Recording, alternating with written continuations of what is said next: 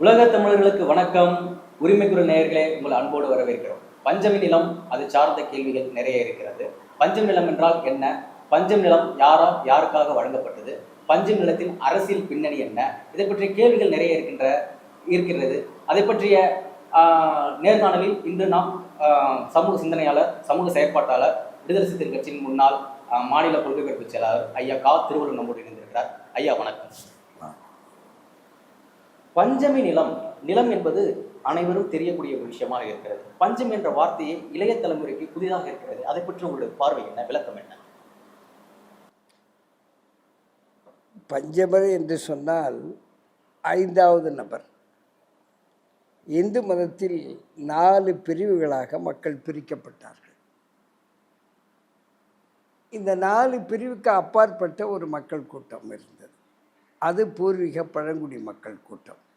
அது இன்றைக்கு ஆதி திராவிடர்கள், அருந்ததியர்கள், தேவேந்திர குல வேளாளர்கள், இப்படி பல பெயர்களில் இருக்கிறார்கள். அப்போ பஞ்சமர் என்று சொல்லுவது இவர்களைத்தான். இந்து மதத்தில் பஞ்சமர் என்பது கிடையாது. 5வது நபர் இருக்க முடியாது. இந்து மதம் என்று சொன்னால் அது 4 பிரிவு, 4 வர்ணங்களாக: பார்ப்பனர், சத்திரியர், வைசியர், சூத்திரர்கள். அப்போ 5ஆம் அவன் என்று ஒன்று இந்து மதத்தில் கிடையாது. ஆனால் பஞ்சமர்கள் இன்றைக்கு இந்துவாக சித்தரிக்கப்படுகிறார்கள். இந்து ஆதி திராவிடர், இந்து அருந்ததியர் என்றெல்லாம் அரசு ரெக்கார்டுகளிலே இருக்கிறது. மக்களும் அதை அங்கீகரித்திருக்கிறார்கள். அப்போ பஞ்சமர் என்று சொல்லுவது என்பது, சில ஆய்வாளர்கள் இதை ஆய்வு பண்ணி என்ன சொல்லுகிறார்கள் என்று சொன்னால், பஞ்சசீல கொள்கையை ஏற்றுக்கொண்டவர்கள். பஞ்சசீல கொள்கை என்று புத்தர் 5 கொள்கைகளை உருவாக்கினார், வடிவமைத்தார். கொலை செய்யாதே, பொய் சொல்லாதே, பிறர் பொருளை அபகரிக்காதே, பெண்களை குற்றமாக பயன்படுத்தாதே, போதைப் பொருள்களை பயன்படுத்தாதே. இந்த பஞ்சசீல கொள்கையை ஏற்றுக்கொண்டவர்கள்தான் இந்த ஆதி திராவிடர்கள், இந்த பழங்குடி மக்கள், தற்பொழுது இருக்கக்கூடிய தலித்து மக்கள்னு யார் அழைக்கிறோமோ இவர்கள்தான். இவர்களுக்கு நீண்ட காலமாகவே நில உரிமை இந்துக்களால் மறுக்கப்பட்டு வந்தது. இந்துக்களுடைய வேதங்களிலே என்ன சொல்கிறார்கள் என்று சொன்னால், பஞ்சமர்கள் நிலம் வைத்து கொள்ளக்கூடாது அப்படிங்கிறதே அவங்க கொள்கையாக வச்சிருக்கிறாங்க. பார்ப்பனர்கள் நிலம் வைத்து கொள்ளலாம், ஆனால் அவர்கள் ஏறு ஓட்டக்கூடாது. ஆக நில உரிமை பார்ப்பனர்களுக்கு உண்டு என்றே இந்து மதம் சொல்லுகிறது. பஞ்சமர்கள் என்று சொல்லக்கூடிய இந்த பழங்குடி மக்கள், ஆதி திராவிடர்கள் நிலம் வைத்து கொள்ளக்கூடாது, ஆனால் அவர்கள் நிலம் வைத்து கொள்ளக்கூடியவர்களுடைய உழைப்பு தேவைப்பட்டால் அவர்களுக்கு கொடுக்க வேண்டும்.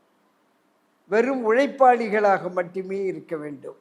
இதையும் மீறி பல பகுதியிலே நிலபலங்கள் கொஞ்சம் இருந்தது. ஆனால் பெரும்பான்மை மக்கள் பண்ணை அடிமைகளாக இருந்தார்கள். நிலத்திலே உழைக்கிற நிலத்திலே உழைப்பவர்களுக்கு நில உரிமை இல்லை. ஆனால் நிலத்திலே விளையக்கூடிய விளைச்சலுக்கு காரணமான அனைத்து உழைப்புகளையும் இந்த பூர்வகுடி மக்கள், இந்த தலித்து மக்கள் செய்தார்கள். 18ஆம் நூற்றாண்டு வரைக்கும் நிலத்தை வைத்துக் கொண்டிருந்தார்கள் தலித் மக்கள். ஓரளவுக்கு நிலம் வைத்திருந்தார்கள்.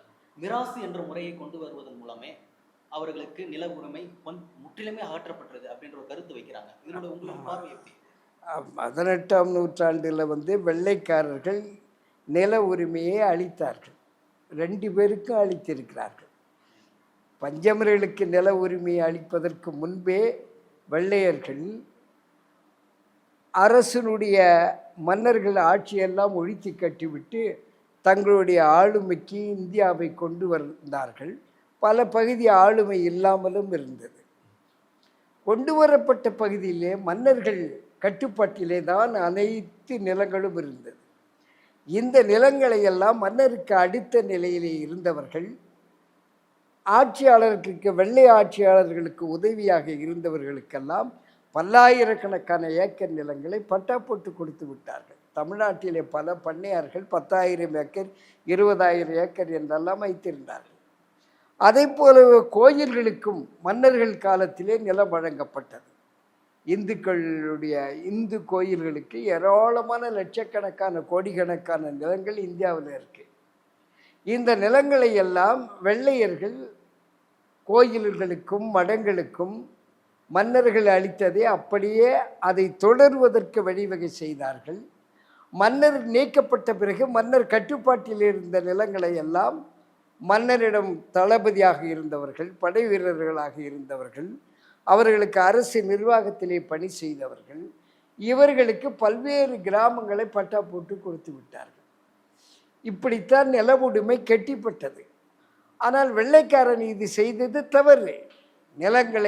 நிலத்திலே உழைப்பவர்களுக்கு பரவலாக பிரித்து வழங்காமல், பரவலாக உரிமை வழங்காமல், ஒரு சிலரிடமே நிலத்தை குவிப்பதற்கான உரிமையை அளித்த பிறகு எஞ்சிய பெரும்பகுதி மக்கள் அங்கே பண்ணை அடிமைகளாக மாற வேண்டிய நிலை ஏற்பட்டது. ஆனால் இருந்தாலும் கூட வெள்ளைக்காரன் இன்னும் ஒரு புண்ணியத்தையும் செய்தான். 1891 பண்டிதர் அயோத்திதாசர் என்ற ஒரு மாமனிதர் தலித்துகளுக்கான விடுதலைக்கான பணியை செய்தார். அவர்தான் இந்த தலித்து மக்கள் பூர்வீக பௌத்தர்கள் என்பதை வரலாற்று ஆதாரங்களோடு நிரூபித்தவர். அம்பேத்கர் என்ன சொன்னாரோ அதே கருத்தை அம்பேத்கருக்கு முன்பு பிறந்த 46 வருஷத்துக்கு முன்பு பிறந்த பண்டிதர் அயோத்திதாசர் அதே கருத்தை சொன்னார். இந்த மக்கள் ஏன் இப்படி அடிமையாக்கப்பட்டார்கள், இந்த மக்கள் நிலத்திலிருந்து எப்படி வெளியேற்றப்பட்டார்கள் என்பதையெல்லாம் ஆராய்ந்து 1891 ஊட்டிலே ஒரு மாநாடை போட்டு பஞ்சமர்களுக்கு பல கோரிக்கையை அதில் தீர்மானமாக நிறைவேற்றினார். அதில் 2 கோரிக்கை முக்கியமானது. ஒன்று, பஞ்சமர்கள் நிலத்திலே உழைக்கிறார்கள், தலித்துகள் நிலத்திலே உழைக்கிறார்கள், இவர்களுக்கு நில உரிமை வேண்டும். அரசாங்கத்தினுடைய கட்டுப்பாட்டிலே ஏராளமான மேய்ச்சல் நிலங்கள் இருக்கிறது, புறம்போக்கு இருக்கிறது, பயன்படுத்த முடியாத நிலம் ஏராளமாக இருக்கிறது. அந்த நிலங்களை இந்த மக்களுக்கு வழங்கினால் இந்த மக்கள் சுயமாக தன் நிலத்திலே உழைத்து சுயமான வாழ்க்கையை பெறுவார்கள். பண்ணை அடிமையிலிருந்து இவர்கள் வெளியேறுவார்கள், சுதந்திரத்தை அனுபவிப்பார்கள், அரசுக்கும் வருமானம் வரும், நாட்டிலே பொருளாதார உற்பத்தியும் பெருகும் என்ற ஒரு திட்டத்தை வெள்ளையர்களுக்கு அளித்து 1892 பிரிட்டன் பார்லிமெண்டிலே தீர்மானமாக, அதாவது பாராளுமன்றத்தில் ஒரு அரசு ஆணையாக வெளியிட்டார்கள். பழைய சென்னை மாகாணத்தில் 12,50,000 ஏக்கரை பஞ்சமரி என்று சொல்லக்கூடிய அந்த பூர்வகுடிக்கு பிரிட்டிஷ் அரசு வழங்குகிறது. இந்த நிலத்தை பஞ்சமர்கள் மட்டுமே பயன்படுத்த வேண்டும், அதாவது தலித்துகள் மட்டுமே பயன்படுத்த வேண்டும். அவர்கள் பயன்படுத்தியிருக்கிறாரா? அவர் கையில் பஞ்சமர்கள் சொல்லக்கூடிய தலித் மக்கள் அவர் கையில் நிலங்கள் இருக்கிறதா? இல்லை. அந்த சட்டம் என்ன சொல்கிறது என்றால், இந்த நிலத்தை இந்த மக்கள் மட்டுமே பயன்படுத்த வேண்டும், இந்த நிலத்தை பஞ்சமர்கள் அல்லாதவர்கள் வாங்கக்கூடாது, வாங்கினாலும் செல்லாது. அப்படி வாங்குவது தெரிந்தால் அரசு மீண்டும் அதை கையகப்படுத்த அரசுக்கு உரிமை உண்டு என்றெல்லாம் அந்த ஆணையில் சொல்லப்பட்டிருக்கு. ஆனால் அதையும் மீறி பஞ்சமர்கள் நிலம் 12,50,000 ஏக்கரில் ஏறத்தாழ 1,00,000 ஏக்கர் இந்த மக்களிடம் இருக்கலாம். 11,50,000 ஏக்கரில் சென்னை மொழி வழி மாநிலம் பிரிந்த பிறகு, உருவான பிறகு, இதிலே இருந்த பிற மாநிலத்தைச் சேர்ந்த தலித்துகளுக்கு கொஞ்சம் போயிருக்கலாம். சுமார் 1,00,000 ஏக்கர் போயிருக்கலாம். சுமார் 10,00,000 ஏக்கர் தலித்துகளிடமிருந்து பிடுங்கப்பட்டு இந்துக்கள், இந்த அல்லாத சிலர் வைத்திருக்கிறார்கள். நிலம் இழந்து போனால் பலம் இழந்து போகும், பலம் இழந்து போனால் இனம் அழிந்து போகும் என்று ஈழத்து கவிஞர் ரத்தினதுரை அவர்கள் கூற்றிருக்கிறாங்க. நிலம் என்பது மனித வாழ்வியலோடு தொடர்புடைய ஒன்றாக இருக்கிறது. மனித வாழ்வியலே அதுதான் என்று சொல்லப்படுகிறார். ஆனால் தலித் மக்களுக்கு பஞ்சம நிலங்கள் கொடுத்த பிறகும் அது சாதி இந்துக்கள் பறிக்கப்பட்டு அவர்கள் இன்னும் ஒடுக்குமுறைக்கு உள்ளாவது என்பது மிகவும் வேதனைக்குரிய ஒரு ஒன்றாக இருக்கிறது. இதனுடைய பார்வை எப்படி இருக்கிறது? இல்லை, இது முழுக்க இயற்கைக்கே எதிரானது.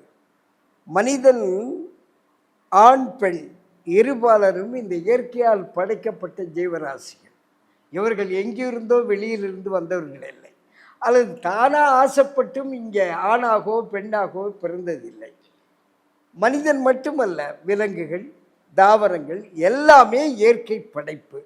இந்த இயற்கையால் படைக்கப்பட்ட தாவரங்களும் விலங்குகளும் புழு பூச்சிகளும் மனிதர்களும் இந்த இயற்கையை பயன்படுத்துவதற்கு இயற்கையான எல்லா உரிமைகளும் உண்டு.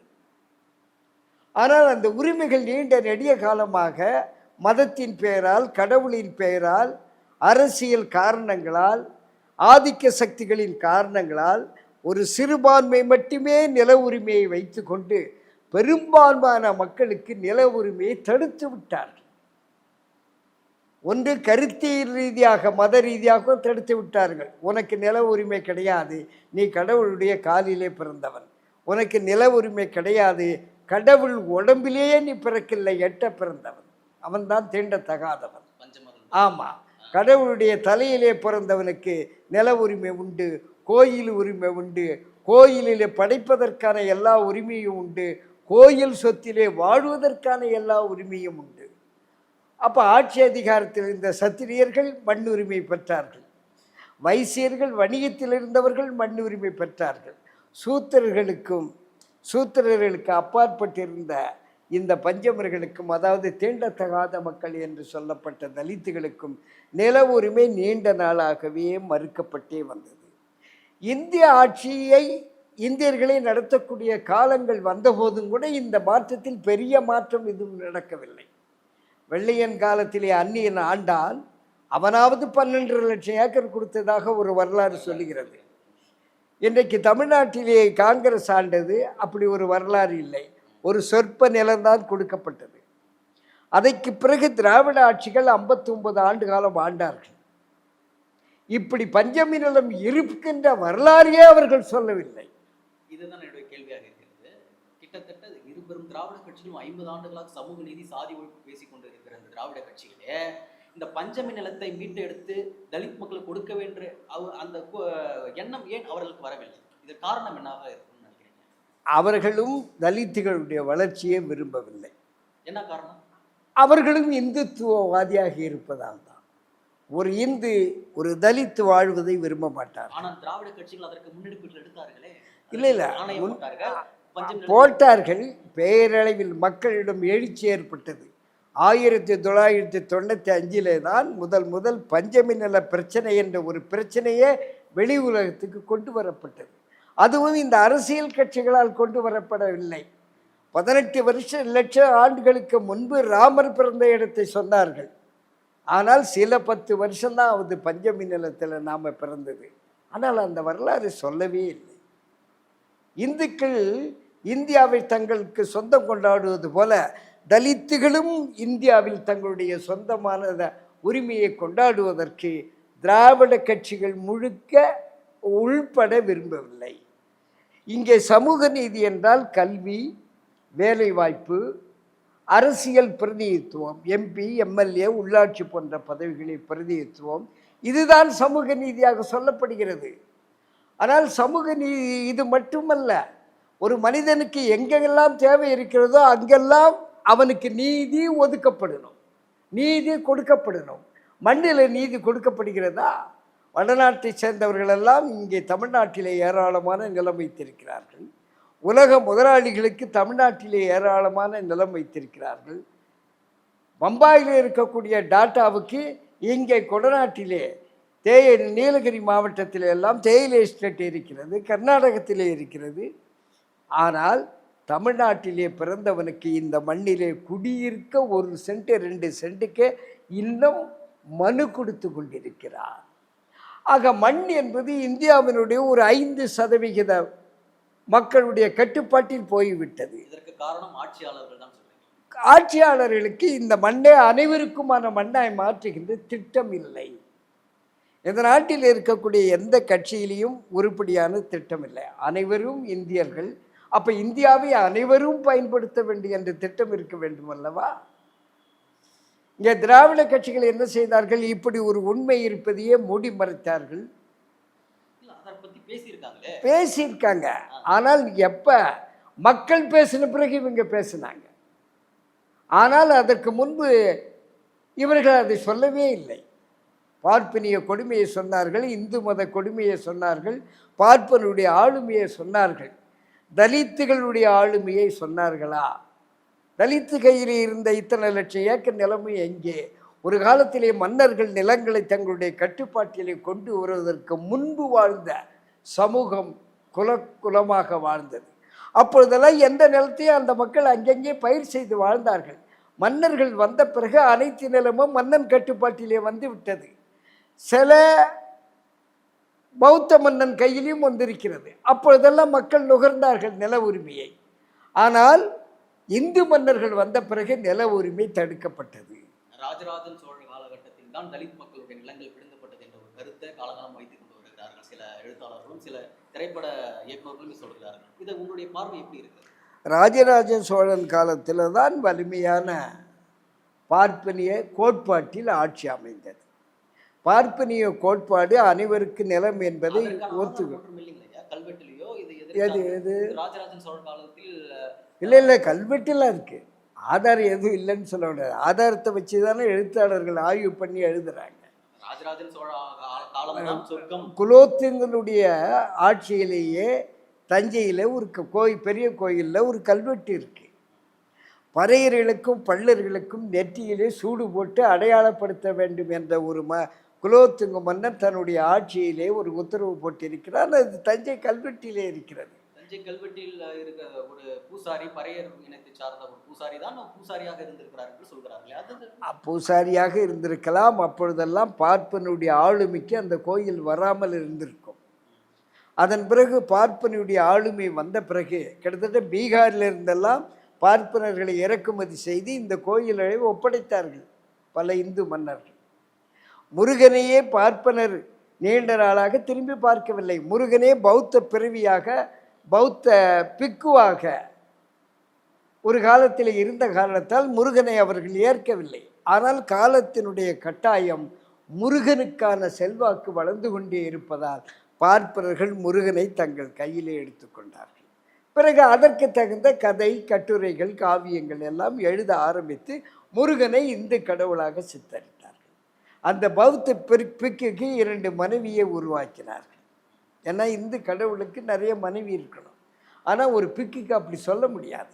புத்தர் இருந்த மனைவியையும் இழந்தார்.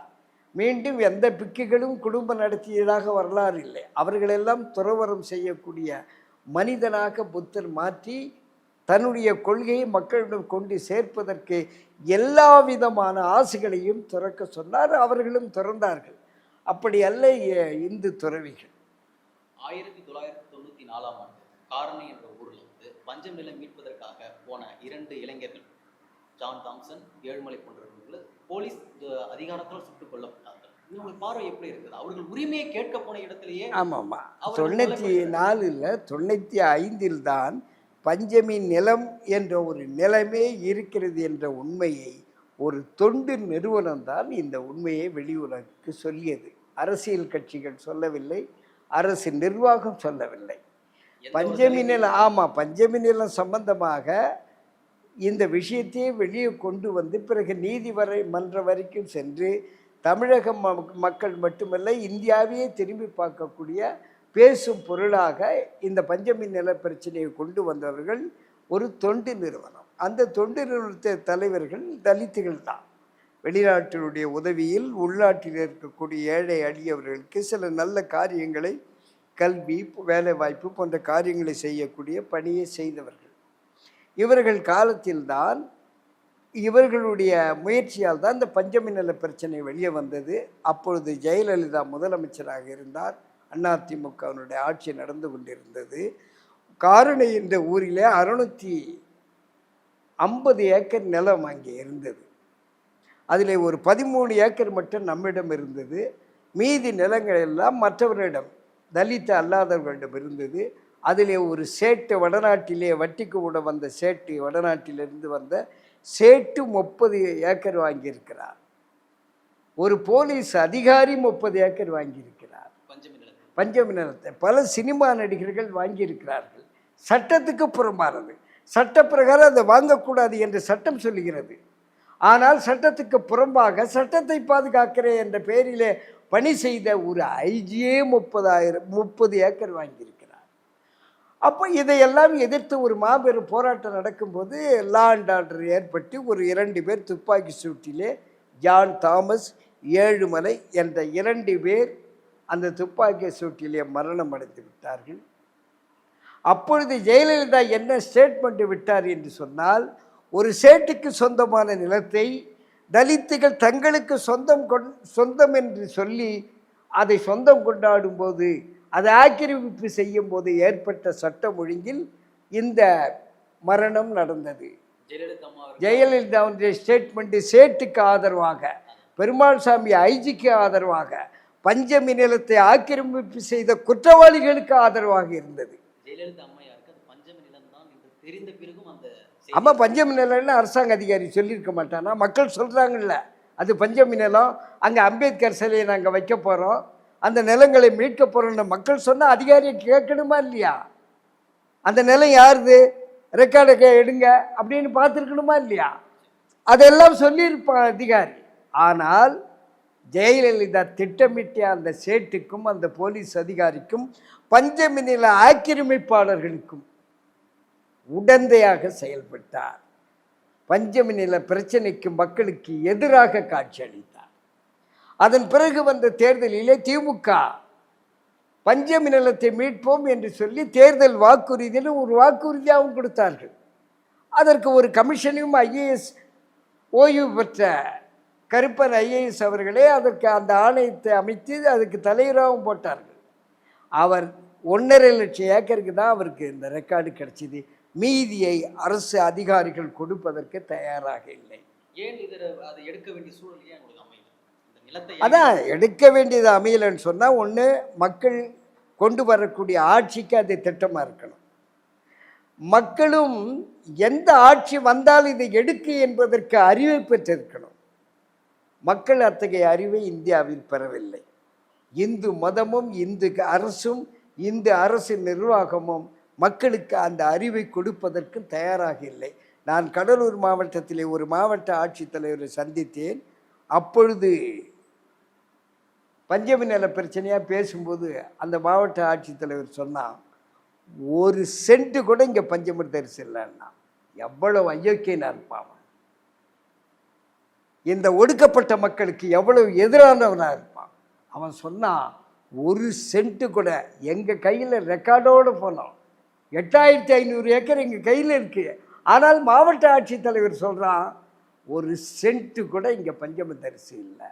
இப்படி பொய்யும் பித்தலாட்டமும் பேசக்கூடிய ஃப்ராடுங்களை, ஒரு சமூக விரோதிகளை எல்லாம் அதிகாரிகளை வச்சா எப்படி பஞ்சமி நிலத்தை எடுக்க முடியும்? மக்களுக்கு ஆதரவானவனா ஐஏஎஸ் படிச்சுட்டா போதுமா? மக்கள் மேலே அன்பு செலுத்தக்கூடியவனாக இருக்கணும். மக்கள் மேலே அன்பு செலுத்தக்கூடியவனாக இருக்கணும்னா வெறும் ஐஏஎஸ்ஸால் மட்டும் முடியாது. எத்தனையோ பிராமணர்கள் ஐஏஎஸ் முடிச்சிருக்காங்க, எத்தனை பேர் இப்போ பூனூரை வெட்டி எடுத்திருக்காங்க, எத்தனை பேர் தீண்டாமை கைவிட்டிருக்காங்க, எத்தனை பேர் சாதியை கைவிட்டிருக்காங்க. அது ஒரு வேலைக்கான படிப்பு, நிர்வாக படிப்பு, அவ்வளோதான். மனிதர்களை நேசிக்கணும்னா அவன் அம்பேத்கரை படிக்கணும், அவன் அயோத்திதாசரை படிக்கணும், அவன் புத்தரை படிக்கணும்.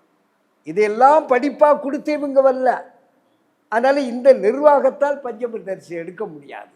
திமுக ஆட்சி வந்தபோது கூட பஞ்சமி நிலத்தை ஆக்கிரமிப்பு பண்ணினா 2 பேரும் எம்பி ஆக்குனாங்க. திமுகவில் ஸ்டாலின் ஆக்குனார். எவ்வளவு பெரிய கொடுமை! எஸ்ஆர்எம் காலேஜ் 37 ஏக்கர் பஞ்சமி தரிசு இருக்கு. ஜெயலலிதா அந்த ஆளு பேரில் ஒரு வழக்கையே போட்டிருக்காங்க. 1 சென்ட் கூட எடுக்கல ஜெயலலிதா. எப்படியோ காம்ப்ரமைஸ் பண்ணிக்கிட்டாங்க அவங்களோட. அதே மாதிரி ஜெகத் ரட்சகன் எம்பி 26 ஏக்கர் பஞ்சமி தரிசு இருக்கு. அவர் காலேஜ் கேம்பஸ் உள்ளாரியே இருக்கு. 1 சென்ட்டை கூட திமுக எடுக்கலை. எடுக்காதது மட்டுமல்ல, இவர்கள் 2 பேரையும் பாராளுமன்றத்துக்கு அனுப்பிய பெருமை ஸ்டாலினுக்கு உண்டு. அப்போ ஸ்டாலினுக்கு பஞ்சமி நிலத்தை பற்றி எவ்வளவு அக்கறை இல்லைங்கிறது தெரியுதில்ல. அது ஒரு சமூகத்துக்கு சொந்தமானது. வடலூர் பஸ் ஸ்டாண்டு பஞ்சமி தரிசில் கட்டப்பட்டிருக்கு. அது ஒரு சமூகத்துக்கான பட்டா. அரசாங்கம் கட்டுவதற்கு என்ன உரிமை இருக்கு?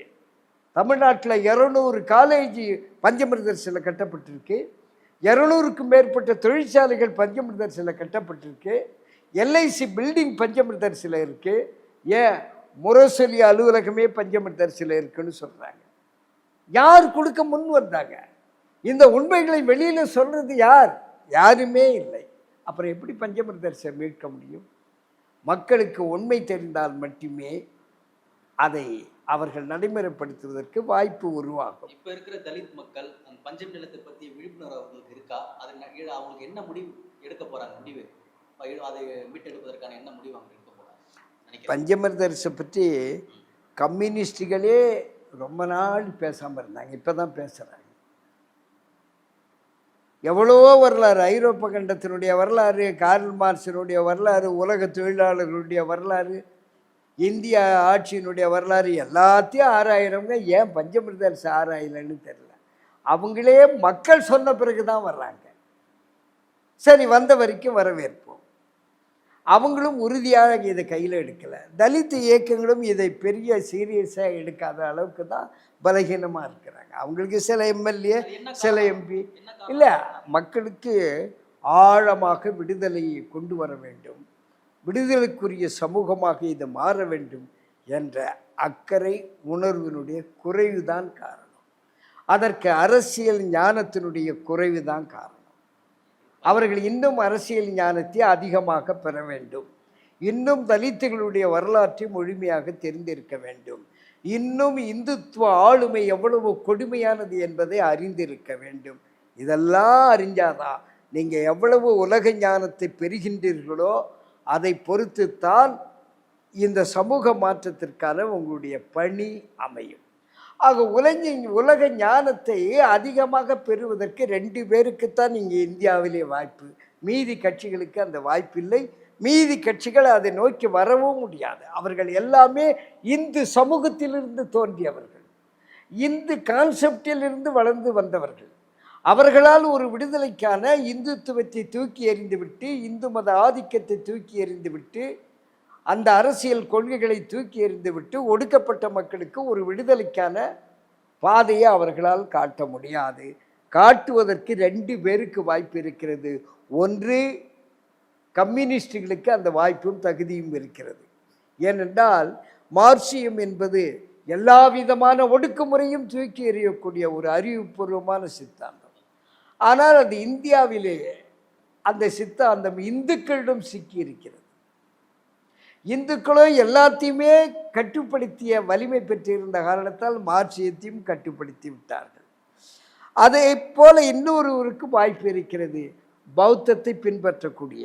அதில் தான் அயோத்திதாசர், அம்பேத்கர் அங்கே எல்லாம் வர்றாங்க, திருமாவளவன் உள்பட அந்த பாதையில் வர்றாங்க. அப்போ அவங்க இதை கையில் எடுத்து செய்தால்தான் இவங்களுக்கு ஒரு தீர்வை உருவாக்கிய பெருமை உருவாகும். விடுதலை சிறுத்தைகளும் எடுக்கலாம். அவங்க இப்போ எடுக்காமல் இருக்காங்கங்கிறதாலேயே அவங்க இதுக்கு எதிரானவங்களாக பார்க்க முடியாது. எடுக்காமல் இருக்கிறதுக்கு சில காரணம் இருக்கலாம். ஆனால் நில பிரச்சனையை எடுக்காமல் ஒரு சமூக மாற்றம் வராது. அது பஞ்சமி நிலம் மட்டுமல்ல, நிலம் என்பது யாரிடம் இருக்க வேண்டும் என்ற ஜனநாயக கோட்பாட்டையே உருவாக்க வேண்டும். நிலம் என்பது நிலத்தில் உழைப்பவனிடம் மட்டுமே இருக்க வேண்டும். வரப்பில் கொடை பிடிப்பவன் இங்கே விவசாயின்னு வெளியே வரலாம். வரப்பில் கொடை பிடிக்கிறவனுக்கு எப்படி விவசாயின்னு முத்திரை குத்த முடியும்? ஒரு பஸ்ஸில் உட்காந்துருக்கவங்க எல்லாருமே டிரைவராக, வண்டி ஓட்டக்கூடிய ஒருவர் தான் டிரைவர், மீதி எல்லாம் பயணம் செய்யக்கூடியவர்கள் தான். ஆனால் இங்கே 1000 ஏக்கர் வச்சிருக்கான், விவசாயின்னு போட்டுக்கிறான். ஆனால் நிலத்தில் 24 மணி நேரம் உழைக்கிறவன், வாழ்நாள் முழுக்க உழைக்கிறவன், அவன் கூலி விவசாயிங்கிறான். ஆனால் உண்மையிலேயே அவன் தான் விவசாயி. அப்போ அவன் கையில் தான் நிலம் இருக்க வேண்டும், டிரைவர் கையில் தான் வண்டி இருக்கணும். இந்த மாற்றம் எப்படி நிகழும்? இந்த மாற்றம் இந்த குறைகளையெல்லாம் புரிந்து இந்த குறையில்லாத ஒரு இயக்கத்தை உருவாக்க வேண்டும்.